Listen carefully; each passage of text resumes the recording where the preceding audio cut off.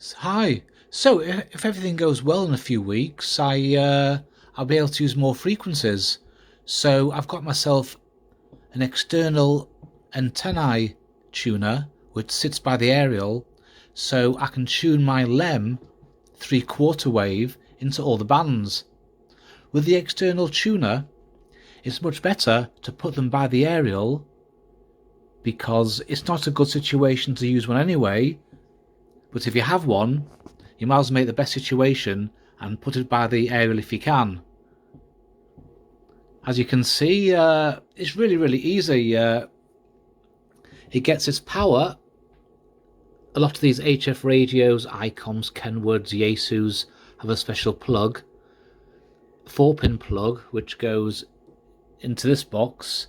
Some of them that go directly to the tuner themselves, and it supplies power through the one cable to the tuner, and it also sends a signal back to the receiver to tell it that it's in tune.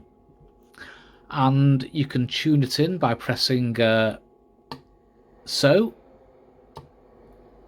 Let's see if we can expand it a bit. We'll press the button here, and we should have a perfect SWR. Obviously, I can't go on too many frequencies because I'm not licensed, but we're gonna have a quick look around. Let's try here. Check the SWR, and it's 0.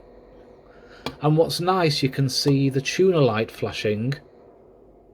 If that display goes out, it means don't transmit, and I don't think the radio will let you transmit anyway. So that's pretty cool, and we can go all the way up to sort of safely to do a radio check here. Press the button. I'll show you this way. Just press the button.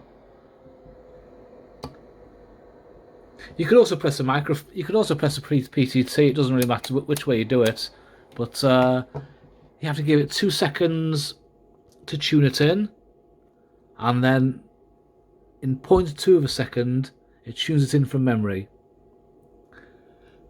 And it was tested yesterday on all these frequencies from 50, which is 6 meters, all the way to 20 meters, tuned in 80 meters, 1.0, very low.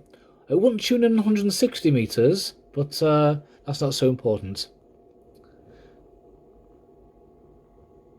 So I'll take a short video of this outside, and there you have a better idea of what the whole thing looks like. So we can see the area is now a bit higher, and it looks like it's leaning a bit to the right. That's a job for later on. But I think if I zoom in, we can see where the antenna tuner is sitting. Just about there. We'll get a bit of a closer look.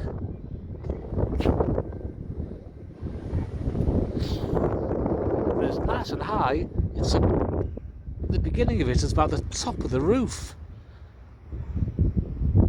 Okay, let's have a closer look. You can see the cables underneath. One of them supplies the power. The microphone one is the power, and it also sends a signal back to the radio to say everything's okay with the SWR. And the other one is where the aerial coax cable plugs into from the radio, that end I mean. And that's basically it. Simpler it couldn't be. And the nice thing with it being outside is that when the radio sees a signal, it thinks it's getting it from the aerial. So the radio's getting a perfect SWR all the time is what it's seeing, which is the way it should be. This tuner goes up to 200 watts, and most antenna tuners just go to 120. I chose this model because the components are probably stronger than the components in a 120 watt tuner. So it will be under less strain, and hopefully it should last a bit longer. It also has 200 memories, and a lot of them have, the ICOMs have 45 memories, so 200 is quite a lot, and it has a very, very good review, or should I say reviews, on YouTube. These have been going for many, many years. Lots of very happy customers, and including me also.